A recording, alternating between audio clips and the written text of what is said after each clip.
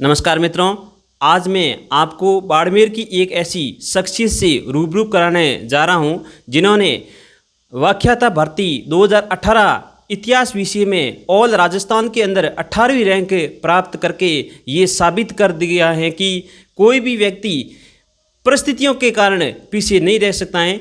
आज मेरे साथ हैं श्री गुणेशाराम जी सोलंकी। गुणेशाराम जी, आपका हमारे यूट्यूब चैनल पर आपका बहुत बहुत स्वागत है। थैंक यू सर, आपका शुक्रिया है, आपने इतना आभार दिया, आपको धन्यवाद है सर। तो सर, आज हमें आप ये बताइए कि आप सबसे पहले आपका बैकग्राउंड बताइए हमें कि आपका किस तरह बैकग्राउंड है। सर, मैं गांव खारा से हूँ। मेरा पूरा नाम गुणेशाराम है, मेरे पिताजी का नाम रावताराम है और मेरी प्रारंभिक शिक्षा गंगानिया की ढाणी से हुई, खारा राठौड़ान से। उसके बाद में मैंने 8वीं कक्षा उत्तीर्ण की हमारे गांव से, खारा राठौड़ान से। 9वीं मैंने खड़ीन से की, मैं खड़ीन का पूर्व विद्यार्थी। और 10वीं में बाड़मेर आ गया और यहाँ रह कर के मेरा एक सपन था कि मैं बाड़मेर में रहकर यानी शहरी क्षेत्र में रहकर शिक्षा प्राप्त करूं। लेकिन उस समय जब मैंने 10वीं की एग्ज़ाम दी तो उसमें मेरे को गणित विषय में सप्लीमेंट्री आ गई। इसका कारण ये था कि हमारे सर का एक्सीडेंट हो गया था, सर पढ़ा नहीं पाए, इसलिए बाकी विषयों में मैं टॉप रहा, लेकिन इसमें मैं पिछड़ गया। फिर सर मैंने वीर संघर्ष जारी रखा और उसके बाद में मैंने 11वीं की। 11वीं के बाद 12वीं तक मेरी नियमित रूप से पढ़ाई चलती रही और उसके बाद में मैंने रेगुलर सपना देखा ताकि मैं बीए करूं। और उसके बाद में मैंने 2009 में बीए कंप्लीट किया और उसके साथ आर्थिक स्थिति थोड़ी कमज़ोर होने के कारण मेरे को मजदूरी भी करनी पड़ती थी साथ साथ में। और उसके बाद में 2010 में मेरे को बीएड करने का सपना था, लेकिन विकट परिस्थितियों के कारण मैं पीटीटी में पूर्ण से अंक नहीं प्राप्त कर सका। और उसके बाद में 1 साल मैंने पैसे इकट्ठे किए और उसके बाद में 2011 में हमने बीएड की और उदयपुर से। और उसके साथ आप हमारे साथ जुड़े और बीएड करने के बाद में आपसे मिलकर भी हमें बहुत, आपसे भी प्रेरणा मिली। और 11 के बाद में मैंने 3 बार 3rd ग्रेड दिया, उसमें मैं असफल हो गया। असफलता का कारण यही था कि कभी सिलेबस समझ में नहीं आता था, कभी समय पर एग्ज़ाम होती तो उस समय मैं समय घर पर बैठ नहीं सकता था। और उसके बाद में 2nd ग्रेड दी तो 2nd ग्रेड में भी 3 में असफल हो गया। और उसके बाद में 1st ग्रेड 5 दी थी। 5 का कारण ये था कि मैं पीजीटी भी देता था और राजस्थान सरकार केंद्र दोनों भर्ती अटेंड करता था। तो इससे मैं कुल मिलाकर के 5 1st ग्रेड में असफल हो गया। उसके बाद में मेरी विकट परिस्थिति ये रही कि 2013 में माताजी का देहांत हो गया तो हौसले और गिर गए और पिताजी के हाथ जलने से भी मेरे को हानि ये हुई कि 2014 की भर्ती की तैयारी नहीं कर पाया। लेकिन परिस्थितियों का जो रोना रहते हैं उनको मैं ये कहना चाहता हूँ, आप घर बैठ करके तैयारी कर सकते हैं। कोचिंग का मैंने कोई सहारा नहीं लिया, अच्छी किताबें लाया। और 18 में जब मेरे पास पैसे आ गए तो मैंने पैसों का लालच किया नहीं, घर बैठ गया और तैयारी करने लग गया। और हमारे जो ओपीजी सर है, जो ये चाणक्य एकेडमी चलाते हैं, यही हमारे साथ इतिहास के ये भी ज्ञाता है बहुत और हमारे साथ इनका भी सहयोग मिला। और ये भी साथ आते थे, कभी साइकिल पर चढ़ा के लाते थे, कैसे भी गणेश जी पढ़ते रहो। इन्होंने, आपने भी मेरा हौसला बढ़ाया कभी और कहते गणेश जी पढ़ते रहो, पढ़ने वालों को सफलता मिलती है। और सर का जब सिलेक्शन हुआ तो मुझे बहुत खुशी हुई कि सर कर सकते हैं तो मैं भी कर सकता हूँ। सर का 3rd ग्रेड में हुआ तो मुझे खुशी हुई, वो मेरे मित्र है तो मैं भी उससे प्रेरणा स्रोत मानता हूँ इनको। और 11 बार असफल होने का कई जो चैनलों पर उनके उत्तर पूछ रहे आप क्यों असफल हुए, इसका कारण ये था कि कभी अच्छी किताबें नहीं मिली, कभी रणनीति नहीं बना पाया और कभी लोग कह रहे पेपर बिक जाते, उस भरोसे रह गया, भाग्यशाली बन गया। तो कुल मिलाकर के 2018 में मैंने घर बैठ करके परीक्षा दी और इसमें ऑल राजस्थान में मेरा 18वां स्थान प्राप्त हुआ। और हमारे जो चाणक्य एकेडमी के संचालक है ये भी हमारे परीक्षा देने में साथ थे। इन्होंने कहा था गणेश जी आप तैयारी करते रहो। इन्होंने मेरा हौसला परीक्षा में भी बढ़ाया, जब हम रूम में चले तब भी इन्होंने हौसला बढ़ाया। ऑल राजस्थान में 18वीं रैंक प्राप्त हुई। इसमें मेरे मित्रों का, गुरुजनों का बहुत योगदान है। बहुत बहुत धन्यवाद गणेश जी, आपने इतना बताया कि मैंने जीवन के अंदर 11 बार असफलता का मुंह देखा। 11 बार असफल होने के बाद भी आपने अपनी पढ़ाई को लगातार जारी रखा। ये आपको प्रेरणा किससे प्राप्त होती थी? आप 11 बार असफल, कोई तो व्यक्ति 1-2 बार असफल होते ही अपनी पढ़ाई को भी छोड़ देता है या इतने तक सोच सकता है कि ज़िंदगी भी छोड़ने की सोच लेता है। फिर भी हम आपसे ये सीख प्रेरणा ले रहे हैं। तो सर, हम आपसे ये भी प्रेरणा लेना चाहते हैं, ये पूछना चाहते हैं कि आप 11 बार असफल होने के बावजूद आपने पढ़ाई को निरंतर जारी रखा और कितने घंटे इस व्याख्याता बनने के लिए ज़रूरी है। आप ये भी बताइए कि नियमित रूप से कम कितने घंटे पढ़ाई ज़रूरी करनी चाहिए या कितने समय तक, कितने महीनों तक तैयारी सफिशिएंट रहती है, ये भी आप हमारे दर्शकों को बताइए सर। देखो, कोई भी एग्जाम देता था तो मैं रोता नहीं था, मैं देता असफल क्यों हुआ कि मेरी खुद की गलती है। मैं खुद को असफल नहीं मानता था, मैं सफल इसलिए मानता था कि ये मेरी खुद की गलती है। कई क्या करते हैं कि पेपर बिक गया, ऐसा मेरे को विश्वास करता नहीं था। कई कहते थे कि मेरी परिस्थिति अनुकूल नहीं थी, तो मैं ऐसा रोना नहीं, मैं उस पेपर का पूरा सार निकालता था, ये असफल क्यों हुआ इसका कारण। और असफल होने के बाद जब मेरे मित्र मिलते थे तो वो कहते थे कि तू होशियार है, अब की बार सफल हो जाएगा, ये हौसला बढ़ाते थे। कोई भी मित्र मिलता था पड़ोस में कहते आप होशियार हो, आगे बढ़ सकते हो, तो मैंने कहा भाई मैं आगे बढ़ सकता हूँ। दूसरी बात यह है कि कोई भी कार्य की रणनीति जरूरी है। रणनीति का मतलब ये है कि आप अलग अलग किताबें ला करके पढ़ोगे 10 घंटे। कई कह रहे आप सर कितने घंटे पढ़ते थे, अरे घंटे नहीं, तेरा माइंड कितने घंटे तक स्थिर रहता है। तो मेरा माइंड 6 घंटे तक स्थिर रहता था सुबह तक, और 2 घंटे शाम को। मैं 8 घंटे पढ़ाई नियमित रूप से करता था। 8 घंटे करनी है मतलब करनी। कोई भी काम होते थे, कईयों के शादी समारोह का, विवाह का मेरे पास आता था, मैंने को मेरे विवाह से कोई लेना देना नहीं है, मैं मेरे पढ़ाई करूँगा, क्योंकि पढ़ाई ही मेरे को शिक्षा ही जीवन है। और मैं कोई भी शादी समारोह होता था उनको अटेंड नहीं करता था, केवल पढ़ाई तो पढ़ाई। आज पाठ पढ़ना है इतिहास का, मध्यकालीन भारत का इतिहास तो पढ़ना है, तो पढ़ना ही है। कहने का मतलब रणनीति बढ़ा दी, वो उसको सुबह अपने को फेस्ट पेपर पढ़ना, शाम को इतिहास पढ़नी। नियमित रूप से मैं 8 घंटे पढ़ता था, सुबह 6 घंटे पढ़ता था, क्योंकि सुबह का पढ़ा हुआ अच्छी तरह से याद होता है, और शाम को 2 घंटे उसके बाद में आराम से नींद लेता था। तो कहने का मतलब ये है कि आप 2 घंटे से ज़्यादा 8 घंटे तो बहुत होते हैं। कोई भी व्याख्याता हो, रेगुलेटरी होनी चाहिए। रेगुलर आप 8 घंटे पढ़ते हो ना, तो आपके लिए सर्टिफाइड है। तो सर अब हमें ये बताइए कि आपने सबसे ज़्यादा विद्यार्थी यही प्रश्न पूछते हैं कि कौन कौन सी आपने किताबें पढ़ी, तो आज हमें आप अपनी लिस्ट भी बताइए, कौन कौन सी आप किताबें पढ़ी जिनसे आपने इतनी बड़ी सफलता हासिल की है। यानी जोधपुर संभाग के अंदर ये टॉप हैं, बाड़मेर में तो टॉप है ही, इसके साथ साथ जोधपुर संभाग में भी टॉप हैं गणेशाराम जी। तो आप सर हमें बताइए, सबसे पहले तो आप बताइए कि व्याख्याता भर्ती में प्रथम पेपर के लिए हमें क्या क्या चीज़ें पढ़नी चाहिए ताकि हमें भी जल्दी सफलता प्राप्त हो जाए। सर प्रथम में क्या है कि सबसे पहले मैं कन्फ्यूज क्या पढ़े क्या नहीं पढ़े। फिर मैं मित्रों से मैंने गाइडेंस किया, उन्होंने मेरे को ये बताया कि भाई आप एक ही किताब को बार बार पढ़ो। तो फिर सबसे पहले हमारे क्या है कि इसको 75 क्वेश्चन आते हैं प्रथम पेपर में, और इसमें क्या है कि पेपर RS लेवल का होता है, और बच्चा भले ही सब्जेक्ट में कितना होशियार, जब प्रथम में कुछ स्कोर नहीं करता है तो वो पिछड़ जाता है। जैसे 2015 की भर्ती में मैं पिछड़ा, तो मैंने इससे सबक ये लिया कि अपने को ऑथेंटिक किताबें पढ़नी चाहिए। तो 15% आते हैं स्कूल मैनेजमेंट के, तो उसके लिए मैंने राठ पब्लिकेशन पढ़ा। राठ पब्लिकेशन में कुछ तथ्य क्या बदल जाते हैं, इसलिए मैंने बदलती हुई परिवेश के अनुसार राठ को दोबारा खरीद कर भी पढ़ा। दूसरे आता है इतिहास के क्वेश्चन 15 आते हैं। अब इतिहास जो नए विद्यार्थी है उनके लिए तो इतिहास की किताब अलग अलग चाहिए, लेकिन हमारे इतिहास तो उसके साथ ही आ जाती, क्योंकि सब्जेक्ट से अलग वो इतिहास है नहीं। लेकिन मैं जो अन्य विषय जैसे भूगोल से है, राजनीति से, उनको मैं ये कहना चाहता हूँ कि आप बड़ी बड़ी किताबें मत लाओ, और आप केवल सेलेक्टेड सामग्री पढ़ सकते हैं। जैसे 12वीं कक्षा के अंदर जो टॉपिक है वो सिलेक्टेड कर लो, या 1-2 टॉपिक जैसे मध्यकालीन केसी वास्तव इसमें कर लो, कम पढ़ो, और सिलेबस का ध्यान रखो। जैसे हमारा मौर्य साम्राज्य है, तो मौर्य साम्राज्य में शासक फेस्ट पेपर में है नहीं, उसमें केवल स्थापत्य कला और विज्ञान है। तो बच्चे शासक पढ़ने लग सकते हैं। चंद्रगुप्त मौर्य, कोई चंद्रगुप्त मौर्य हमारा है जो हम इतिहास वाले हैं, इसलिए ज्योग्राफी वालों को चंद्रगुप्त मौर्य और बिंदुसार और अशोक में घुसने की कोई आवश्यकता है नहीं। मैं उनको ये संदेश देना चाहता हूँ कि सिलेबस आपके पास नहीं है तो आपकी नींव कमज़ोर पड़ जाएगी, और कोई भी लक्ष्य असंभव है नहीं। उसके बाद में रही हमारी 5 क्वेश्चन आते हैं ज्योग्राफी राजस्थान। राजस्थान ज्योग्राफी में हरिमोहन सक्सेना से बढ़कर कोई किताब नहीं है। मैंने तो रीट में भी पढ़ी, और वैसे मैं गरीब आदमी, ज़्यादा किताब इकट्ठे करना मुझे शौक नहीं है। फिर मैं लेके आया राजनीति विज्ञान। राजनीति में M लक्ष्मीकांत बड़ी आती किताब, मैंने उसको पढ़ा नहीं, मैंने केवल सिखवाल पढ़ी थी, क्योंकि हमारे 7 क्वेश्चन आते हैं और M लक्ष्मीकांत पूरी राजनीति को अंडर करती है। वो हमारे पढ़ने की वंश की बात नहीं है। इतनी बड़ी किताब मैं लाया नहीं, केवल सिखवाल के नोट्स पढ़ लिए, उससे भी मेरे प्रश्न सही हो गए।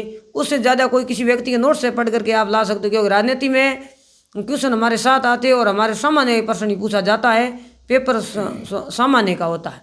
अब रही अंग्रेजी, अंग्रेजी तो हमारे यहाँ बाड़मेर की क्या लगभग तो पूरे राजस्थान की हालत में चल रही है। तो इसलिए अंग्रेजी के बारे में हम विकट परिस्थितियों में निकले हुए थे, इसलिए कक्षा 6 में इंग्लिश सीखे थे, हमारे गुरुजी पढ़ाते थे। लेकिन उसके बाद में अंग्रेजी कमज़ोर थी, इसलिए अंग्रेजी मैंने पढ़ी नहीं, ना ही कोई मैं किताब इसके लिए लाया। फिर हमारे किताब इसके आते 12 क्वेश्चन आते हैं रीजनिंग और गणित के। तो इसके लिए कक्षा 10 की किताब आप आसानी से पढ़ सकते हो। और तर्क शक्ति तो जितना आपका माइंड है, कोई भी किताब पढ़ोगे, तर्क शक्ति तो हमेशा मिलाने से बढ़ती है। कोई भी किताब इसकी ऑथेंटिक लाओ, वो गारंटी है नहीं। इसमें लक्ष्य में पढ़ करके आप अपना लक्ष्य प्राप्त कर सकते हो। लक्ष्य गाइड में भी अच्छी दी हुई है, आपको उसको मतलब आप कितना मिलान करते हो उस पर निर्भर करती है। इसमें कोई ज़रूरी है नहीं कि भाई आप माथुरिया लेके आ जाएंगे तो हम पूरे में पूरे प्राप्त करेंगे। ये हमारा जब तक माइंड काम नहीं करेगा तब तक हम गणित में प्राप्त नहीं कर सकते। अब हमारे इसमें जो क्वेश्चन आते हैं विज्ञान के, अब विज्ञान का वैसे तो इसमें कोर्स दिया हुआ सामान्य, लेकिन विज्ञान के क्वेश्चन इतने टफ होने, जैसे 10 साल उसमें 5 क्वेश्चन पढ़े, मेरे को 2 ही आए। तो कहने का मतलब ये है कि विज्ञान आप 9-10 की पढ़ो, उसमें आए तो ठीक है, नहीं तो विज्ञान में अपने को फालतू का लफड़ा लेना नहीं है, जितना आए उतने ही करने। उसके बाद में हमारी जो सब्जेक्ट रही है बहुत अच्छी है हिंदी। हिंदी तो अपन पढ़ रहे हैं, तो हिंदी में व्याकरण है जो वर्तमान में 9 से 12 तक चल रही है। हमारे 5 क्वेश्चन आते हैं, व्याकरण से बाहर कभी क्वेश्चन बनता नहीं है। आप व्याकरण पढ़ लो, बहुत सेटिस्फाइड है। मैं व्याकरण के अलावा कोई हिंदी की न बुक लाया और न ही मैंने कोई रखी। ठीक है। और उसके बाद में जो अपने क्वेश्चन आते हैं, इनको मिला करके सब 75 क्वेश्चन आते हैं, तो आप आराम से इनको पढ़ करके अंक प्राप्त कर सकते हो। सेकंड पेपर की रणनीति ये है कि सेकंड विषय अलग अलग है, किसी के ज्योग्राफी है, किसी के इतिहास है। जैसे मैं इतिहास का हूँ तो मैं तो ज़्यादा इतिहास का ही बताऊँगा कि बाकी विषय का मुझे इतना नॉलेज है नहीं। तो इतिहास हमारे 3 पार्टों में है और चौथा पार्ट आता विश्व इतिहास। भारत का इतिहास 3 पार्ट में है। प्राचीन भारत का इतिहास, उस समय पप्पू सिंह प्रजापति की बुक सर थी नहीं। अच्छा। तो मैंने केवल केसी पढ़ी। अच्छा। बाजार में आई हुई नहीं तो कैसे पढ़े। अब लोग केसी श्रीवास्तव को 5 बार पढ़ा। उसके बाद में मध्यकालीन भारत के इतिहास में 2 लाया, LP शर्मा और SK पांडे। ठीक है। दोनों में से एक का चयन किया। सतीश चंद्र भी लाया था, लेकिन छोटी किताब थी, मैंने को इतना वो कवर नहीं कर रही सिलेबस। बिल्कुल। तब मैंने SK पांडे लाया और एक SK पांडे को ही रखा। अच्छा। आधुनिक भारत इतिहास में स्पेक्ट्रम लाया और केवल उस स्पेक्ट्रम को पढ़ा। विश्व इतिहास में जैन और माथुर बहुत बड़ा पोथा आता है। बिल्कुल बहुत बड़ी आती है। हाँ, उससे अच्छा है कि अपने इतने ज़्यादा क्वेश्चन आते नहीं। 30 क्वेश्चन अरविंद भास्कर से बाहर जाते नहीं। और अरविंद जी को वास्तव में विश्व इतिहास में अरविंद जी भास्कर से बढ़कर कोई नहीं है।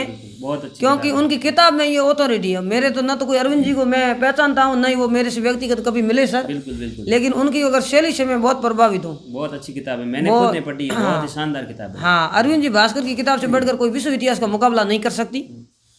उसके बाद में हमारे रहे स्कूल मैनेजमेंट की तरह, हमारे इसमें 30 क्वेश्चन आते हैं मनोविज्ञान।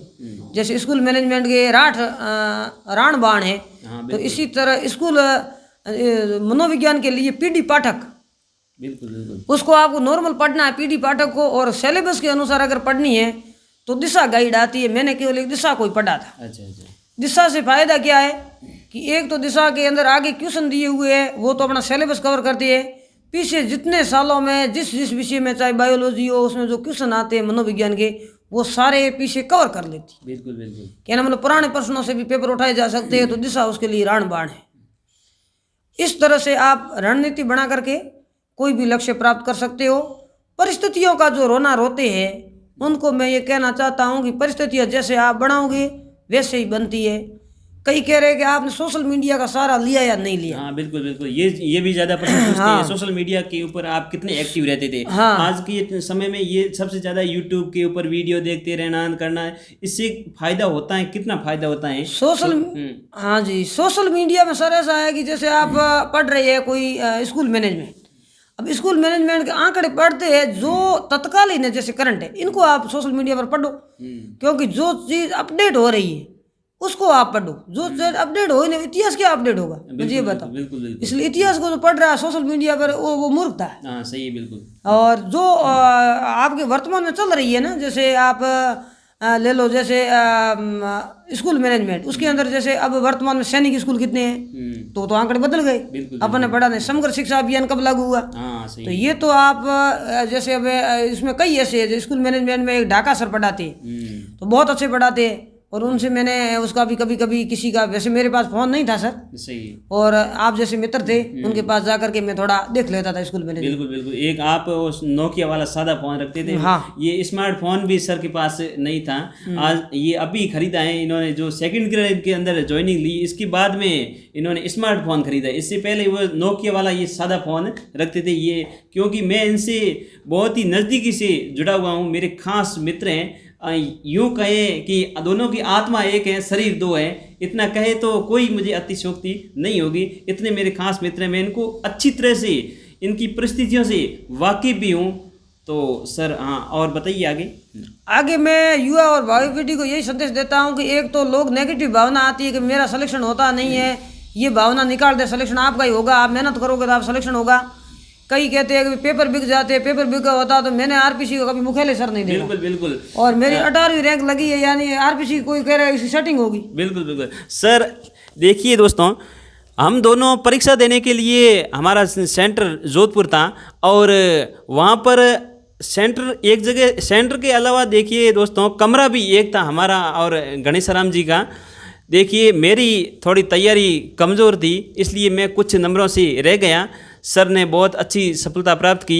उस समय हम साथ साथ जा रहे थे, तब सर कह रहे थे पता नहीं पेपर ये आजकल बिक जाते हैं। मैंने कहा आप टेंशन छोड़ो, आप इतने ठंडे दिमाग से अच्छे से पेपर कवर करना, आपके अब की बार सिलेक्शन पक्का होगा। मैंने इनको उसी समय कह दिया। बिल्कुल आपने मोटिवेशन किया मुझे। बिल्कुल, मैंने वहाँ कमरे के आगे यानी एग्जाम हॉल के आगे मैंने आपको बोला था सर अब की बार आपका 100% होगा और आप अच्छे से पेपर को हैंडल करना है। वैसे थोड़ा नेगेटिव का थोड़ा ध्यान रखना, जो नहीं आए उनको आपको अटेंड नहीं करने, ये भी मैंने आपको सलाह दी थी। बिल्कुल आपका वास्तव में सहयोग रहा उस समय। आपने कहा कि भाई आप कर सकते हो, ये आपने मेरे में ऊर्जा भरी। बिल्कुल बिल्कुल, आप ये कार्य कर सकते हो। बिल्कुल बिल्कुल। तो सर आज आपने इतना कुछ हमें बताया, इससे बहुत सारे युवा आपसे प्रेरणा लेंगे, आपको एक आदर्श गुरु भी मानेंगे। तो सर अब आपका आगे क्या टारगेट है ये भी हमें बताइए। अब देखो सर, मेरा आगे तो पीएचडी करने का प्लान था, लेकिन जेआरएफ हुई नहीं। अब अपन असिस्टेंट प्रोफेसर के लिए केवल नेट मांगते हैं, तो उसके लिए मैं योग्य हूँ, इसलिए मैं तैयारी कर रहा हूँ कॉलेज प्रोफेसर की। और इसकी अभी रणनीति मैंने बना दी थी 7 महीने पहले, और उसके अनुसार प्रोफेसर की तैयारी कर रहा हूँ। वही किताबें पढ़ रहा हूँ जो अभी आपको मैंने बताई है। इसमें एक थोड़ा विषय अनुसंधान जुड़ा हुआ है, तो अनुसंधान में मैं अच्छी किताब आती विकास नोटियाल की, वो मैं पढ़ रहा हूँ। और आप लोगों का सहयोग और गुरुजनों का आशीर्वाद रहा तो मुझे विश्वास है कि लगभग मैं इसी परीक्षा को भी पास कर लूँगा। तो सर ने आप जो प्रेम दिया और चाणक्य एकेडमी ने जो मुझे इतना प्रेरित किया, और ये ओपी जी सर हमारे परम मित्र आदरणीय, इनका मैं तहे दिल से आभार व्यक्त करना चाहता हूँ और मैं इनका शुक्रगुजार हूँ। धन्यवाद। आपको प्रोफेसर बनने की सर अग्रिम शुभकामनाएं। हमें पूर्ण विश्वास है, पूर्ण से पूर्ण विश्वास है कि आप एक दिन प्रोफेसर बनोगे। और इसी तरह मैं आपके रूम में फिर से इंटरव्यू लेने के लिए आऊँगा। प्रोफेसर का इंटरव्यू में यूट्यूब चैनल पर जल्दी आने वाला है। मुझे पूर्ण विश्वास और आशा है सर कॉलेज प्रोफेसर में टॉप करेंगे, ये धन्यवाद सर, मुझे पूर्ण विश्वास है। तो दोस्तों बने रहिए हमारे साथ। आगे कोई अच्छी न्यूज़ होगी या कोई अच्छा व्यक्तित्व शख्स होगी तो उनको मैं आपसे रूबरू कराऊंगा। धन्यवाद दोस्तों। थैंक यू सर, बहुत बहुत धन्यवाद। वास्तव में ओपी सर लेगा का बहुत सहयोग रहा और इनकी बात का मैं पूर्ण रूप से पालन करूंगा। और ईश्वर करे कि हमारे को आगे ऐसे ही हमारा सहयोग और प्रेम बना रहे। चाणक्य अकादमी की तरफ से मैं तहे दिल से आभार व्यक्त करता हूं। एक बार फिर मित्रों को ये कहना चाहता हूं कि ओपी लेगा का जो चैनल है बहुत अच्छी तरह से चलता है और इस पर कई वीडियो अच्छे आते हैं, तो आप उसको पढ़ भी सकते हो। ऐसा नहीं कोई टॉपिक आपके जैसे इतिहास का टॉपिक है तो सर इतिहास के अच्छे जानकार है, सेलेक्टेड भी सर है, इसलिए अच्छे अच्छे टॉपिक डालते मैंने कई बार देखा है। तो आप इतिहास के टॉपिक चाणक्य अकादमी से पढ़ सकते हो। मुझे पूर्ण विश्वास है कि सर जो ऑथेंटिक सामग्री से ही बनाते हैं। थैंक यू सर, आपका शुक्रिया और धन्यवाद। बहुत बहुत धन्यवाद सर। सब्सक्राइब करें हमारा यूट्यूब चैनल, बेल आइकन को क्लिक करना ना भूलें, जिससे आगे आने वाले सभी यूट्यूब अपडेट्स, वीडियोस, नोटिफिकेशंस आपको मिलते रहें।